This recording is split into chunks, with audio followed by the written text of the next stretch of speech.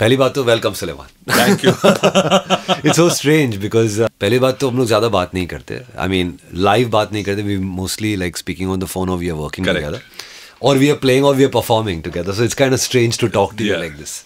मुझे तो कभी कभी हम लोग स्टेज पे भी कॉन्वर्सेशन कर लेते तो मुझे लगता है कि यार we should have been talking on the phone. Yeah I know it's like crazy because either we are working, we are making music और वी आर परफॉर्मिंग. तो थोड़ा सा अजीब सा लगता है कि ये. पर इस बार मैं सोचा कि since you are here as the guest, as your guest, as my guest in our studio, तो क्यों ना पासे पलट जाए. एक सवाल मैं करता हूँ तेरे को और तू एक सवाल मैं तेरे को करता हूँ. चल, ताकि थोड़ा बैलेंस रहे. ठीक है. टेल मी, भूमि के बारे में अगर हम लोग बोले तो क्या एक ऐसी मेमोरी है भूमि के बारे में जो you think that you want to share? The original Bhumi. हाँ, मतलब द फर्स्ट, वेरी फर्स्ट. बहुत कम लोगों को पता है कि एक्चुअली ओरिजिनेट हुआ था 1998. ठीक है, तो मैं थोड़ा सा थोड़ा एक विशेष टिप्पणी और ज्ञान भी दे देता हूँ. ओके. भूमि शुरुआत हुई थी 1997 में. करेक्ट. हम उस टाइम काफ़ी बिजी थे, काफ़ी रिकॉर्डिंग्स कर रहे थे, सबके लिए, सबके साथ काम कर रहे थे. हर म्यूजिक डायरेक्टर्स के साथ. हर म्यूजिक डायरेक्टर हमको पूछ रहा था and we locked ourselves for 3 months and we decided कि भाई अभी सबसे कट ऑफ हम एक एल्बम करेंगे जिसका नाम होगा अनडिसाइडेड. था उस टाइम, तभी अनडिसाइडेड था. हाँ. और मुझे लगता है वो शुरुआत हुई थी उस्ताद सुल्तान खान के साथ में. वी स्टार्टेड विद कटे ना ही रात. यस. और ऐसे ही बैठे बैठे वन नाइट खान साहब आ जाते थे स्टूडियो और हम लोग बैठते थे और हम लोग ऐसे ही बैठे बैठे म्यूजिक बनाते जाते थे. एंड कभी वो घूम भी जाता था, हार्ड ड्राइव क्रैश हो जाती थी, टेक्नोलॉजी भी नहीं थी. That's true. एंड मुझे याद है कि हमने कटे ना ही रात सबसे पहले रिकॉर्ड किया था. उसके बाद काफ़ी सारे गाने हम निकल गए थे ढूंढने के लिए. We travelled quite a bit. That's right. We had a song from Maharashtra. We had a Dogri. So you're basically going to 97. We are going to 97. कौन सी एक? The one memory that I have. मुझे याद है हम लोग जतिन के studio में थे. हाँ. Because अपना स्टूडियो तैयार नहीं था तब तक. जतिन फ्रॉम गीत studio. From Geet Jatin Studio. Sharma. हाँ. जतिन शर्मा फ्रॉम गीत स्टूडियो. और हमने वहाँ पे अपना मशीन लेके हम उसके वहाँ गए थे और हमने सब सेटअप किया था वहाँ पे. और मुझे याद है अपना मेन सॉन्ग था कटे ना ही रात. और हम जब उसका बैकअप करने गए थे तब वो बैकअप नहीं हो रहा था. तब वो बैकअप नहीं हुआ था और वो ट्रांसफ़र नहीं हुआ. एंड फाइनली हम लोग जब लंदन गए तब वो था नहीं. जब हम यूके गए थे मिक्स करने उसे, तो वो गाना जो जतिन का मिक्स था वही हुआ. That's right. और वो मुझे पता नहीं कि उसका एक गम होना चाहिए या खुशी होनी चाहिए, क्योंकि that was the biggest song of the album. And That was the main track. That was the main track of the album. What does Bhumi mean to you? Bhumi is a great representation of हमारी जो संस्कृति है, हमारा tradition है, हमारा culture है, हमारी history है, हमारी जो बिलीफ है, हमारी जो एकता है. इतने सारे लैंग्वेजेस, कल्चर्स और इतने सारे लोग अलग अलग जगहों के, अलग अलग स्टेट्स के, वो सब चीज़ों को एक चीज़ बांधता है, एक जो है हिंदुस्तान, इंडिया. और एक दूसरी एक चीज़ बांधता है, वो है म्यूज़िक. भूमि में ये मेरे लिए मेरी सोच ऐसी है कि हम म्यूज़िक के थ्रू पूरे कंट्री का म्यूज़िक सेलिब्रेट करें इस प्रोजेक्ट में. दैट्स वाई इस बार लाइक भूमि 2020 में हमने ज़्यादातर गाने हिंदी में ही थे. ऑफ कोर्स ब्रज भी, वो there is a dialect of you know, I mean it's थोड़ा पुरानी हिंदी है वो. लेकिन इस बार हमने एक्चुअली असम से एक असमीज गाना लिया है, जो ओरिजिनल कॉम्पोजिशन अनुराग का, but it's in Assamese language. और एक तमिल सॉन्ग है और एक बिल्कुल ही एक पंजाब का गाना है, दैट इज़ जलियावाला. जलियावाला जो एक गाना है वो मतलब it's about the Jallianwala massacre that happened Amritsar में. तो ये मेरे लिए बहुत मायने रखता है ये project, because obviously it's, and firstly it's also our baby. It started in 97, जहाँ पर हम फिल्म का म्यूजिक के अलावा और कुछ सोच ही नहीं सकते थे. I mean, we were doing pop music at, you know, little bit we were doing with Magna Sound and all that. But एक ऐसा अनोखा album which was far ahead of its time. Correct. 97 में हमने इसकी शुरुआत की थी, और वो शुरुआत ऐसी हुई थी कि that, you know, चले यार कुछ हम लोग कुछ अपना करते, अपनी, you know, ट्रेडिशन से कुछ something rooted, something which is our folk, and उसको एक अलग कंटेम्प्रेरी एक एक्चुअली ये जो तू बोल रहा है उससे मुझे याद आया, हम लोग लंदन में थे.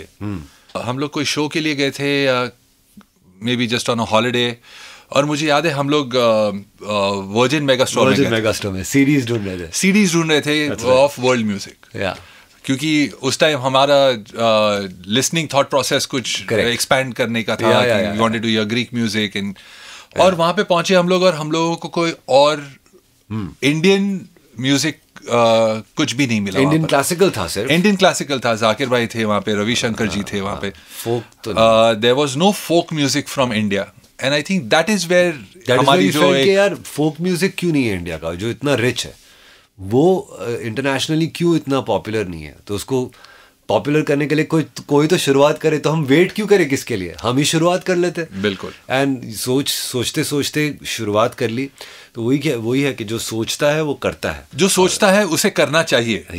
मुझे लोगों को बताना चाहिए कि जब लोग घर खरीदते थे और गाड़ियां खरीदते थे, हम लोग पैसे इकट्ठा करके स्टूडियो खरीदते थे, स्टूडियो बनाते थे और सामान खरीदते थे, इक्विपमेंट खरीदते थे.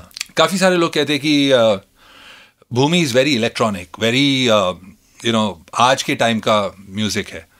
तो उसकी सोच क्या है पीछे? आई डोंट थिंक ऐसा कुछ है. मतलब it's and Bhumi 2020 was very electronic and very I mean, digital. You only told me that let's not do this electronic. Yes. You know, इसको थोड़ा सा ऑर्गेनिक करते हैं इस बार. और of course Bhumi 21. But उस टाइम की सोच क्या थी? उस टाइम पे ऐसा था कि यार you know, because already एक you know folk का एक कलर तो है ही है, तो folk के साथ एक इलेक्ट्रॉनिक का हो जाए तो एक you know थोड़ा मज़ेदार हो जाए. It's cooler and more palatable, appealing to the younger audience. हमारे ट्रेडिशन में, हमारे कल्चर से जुड़ने के लिए हमारी यूथ का जुड़ना बहुत ज़रूरी है. बिकॉज यू नो कुछ भजन्स है, या कुछ ठुमरी है, या कुछ क्लासिकल बंदिश है, कुछ पुरानी चीज़ें हैं. तो वो अगर हम उसको एक इलेक्ट्रॉनिक अंदाज में पेश करेंगे तो लोगों को सुनने में, the youth will probably like it. But I think you know the youth would have loved the organic version also. I think so. Yeah. What is different from but Bhumi 2020? There are some electronic 2020? shades also. जैसे कि Need to Know Now जो गाना है उसमें it's quite a nice euphoric electronic sound. घर आओ ना में भी एक छोटा सा एक थोड़ी सी इलेक्ट्रॉनिक झलक है. बर्बाद में भी है. बर्बाद में काफ़ी है. But you know, I think that's a great balance. इसमें organic elements ज़्यादा है Bhumi 21 में, और मेरे ख्याल से ऑर्गेनिक एलिमेंट से गाने और थोड़े से टाइमलेस हो जाते हैं. बिकॉज इलेक्ट्रॉनिक का कहीं ना कहीं 1-2 साल 3 साल बाद पुराने लगने लगता है. बिकॉज 2-3 साल तो मैं शायद ज़्यादा बोल रहा हूँ, 6-8 महीने में चीज़ें चेंज बदल जाती है. यू नो साउंड्स बदल जाते हैं. I like the fact that हालांकि भूमि 2020 is still new. I mean, I still like to listen to it, and it sounds great, and I still enjoy it, and I love it because it's not so electronic. It's not that noisy electronic. It has just a nice balance of electronic shades. तो अच्छा है. इस बार पंजाब तो हमने थोड़ा सा cover किया because of Chidiya da Chamba. It's you know folk song.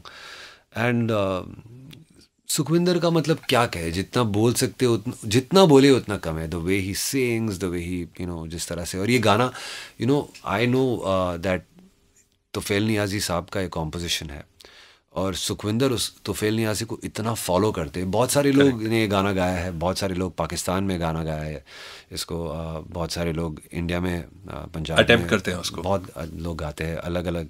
ये खासकर ये बिदाई का गाना है. एंड एवरीबडी यू नो जो ट्रेडिशनल में बिलीव करते हैं, बिदाई के ट्रेडिशन जिसको प्रॉपर पता है पंजाब साइड में, वो लोग ये गाने से बहुत ज़्यादा वाकिफ़ है और उनको पसंद आता है ये गाना बहुत. बट इस बार ये हमने कोशिश की है कि ये गाना मतलब यू नो लोगों को समझ आए थोड़ा बहुत. दैट सड़ा चिड़िया दा चंबा वे बा बुलावा आसा उड़ जावा आसा उड़ जाओ. तो मैं तो एक इसका मतलब कि मैं तो एक पंछी की तरह हूँ, पिंजरे में बंद हूँ, एक दिन उड़ जाओगी. करेक्ट. मैं उड़ जाओगी. तो वो एक लड़की जब और फिर वो साड़ी लंबी जुदाई, क्योंकि वो this is going to be a long term thing. या सो बेसिकली एक लड़की अपने बाप से कहती है कि मुझे बाबुल बाबुल मुझे दे दे दुआई, मैं तो अभी जा ही रही हूँ, मैं हमेशा कहती थी कि ऐसा उड़ जावा। तो ये एक बहुत ही पोइटिकली बहुत ही कमाल का मेटाफोरिकल फील है इस गाने में। एंड मुझे याद है इस गाने को हमने जब शुरुआत की थी तो हमने वो भूमि 2020 का थोड़ा सा हैंगओवर भी था, और एक ऐसे लग रहा था कि यार ये गाने को थोड़ा सा it is so traditional, it was the most difficult song to do, it is so traditional and it is so rooted कि इसको थोड़ा सा इलेक्ट्रॉनिकली संवारना चाहिए थोड़ा। और फिर हम लोग ने, मुझे लगता है 2 महीने बाद हम लोग उसको फिर से रिविजिट किए इसको, करेक्ट। और मुझे याद है हम लोग बैठे थे और मैं बोला यार ये कुछ मजा नहीं आया, इलेक्ट्रॉनिक ज्यादा हो गया, लेट्स कीप इट ऑर्गेनिक।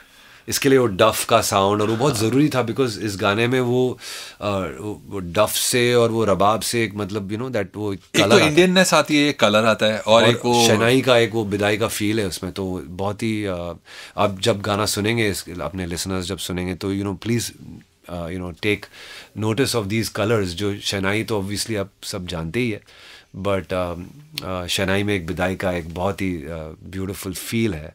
और इस गाने की जो रागदारी है, मतलब the scale of this song and the way Sukhwinder has sung it and the touch of that rabab and daf is very very traditional, but साथ ही साथ कुछ एक हल्का सा इलेक्ट्रॉनिक कलर भी है, बहुत हल्का सा है। I hope you enjoy it. Thanks so much Suleman. My pleasure. अब आपकी बात पर सिर्फ आपकी नजर रहेगी, only on India's first super app, Mine. For complete privacy, download the Mine app now. Available on App Store and Play Store. 90.5 बजाते रहो।